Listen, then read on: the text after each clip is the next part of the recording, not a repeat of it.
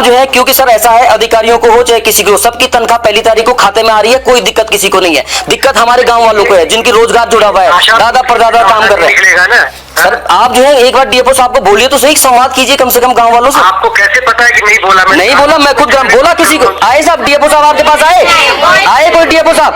आप सुनिए, कोई डीएफओ साहब ऐसा है सर, सुनिए। कर रहे हैं वो, मैं भी समझ रहा हूँ। नहीं मैं ये कह रहा हूँ सर, मेरी बात सुनिए, आप जो है कम से कम स्पीकर पे खोल रखा है। नहीं तो ठीक, अरे क्यों नहीं, आपका संवाद कराना जरूरी है ना जनता के साथ। अभी कोई गोपनीय बात तो नहीं है ना, डालने से कोई गोपनीय बात तो नहीं है ना, पब्लिक की बात है, पब्लिक की बात आप पब्लिक के बीच में रखिए, अपने अधिकारियों को भेजिए कम से कम। एक चीज बताइए, जब आपके डीएफओ आएंगे नहीं तो आपसे बात नहीं करवाई जाएगी क्या लोगों की? आप बताइए ना, बात तो करवाई जाएगी ना आपकी। एक बार भी ऐसा है सर, आपने मुझे एक बार भी ये नहीं कहा कि हाँ डीएफओ साहब को मैं भेज दूंगा, यहाँ कुछ ना कुछ कर दूंगा। आप लोगों की पीड़ा तो समझिए सब, कम से कम।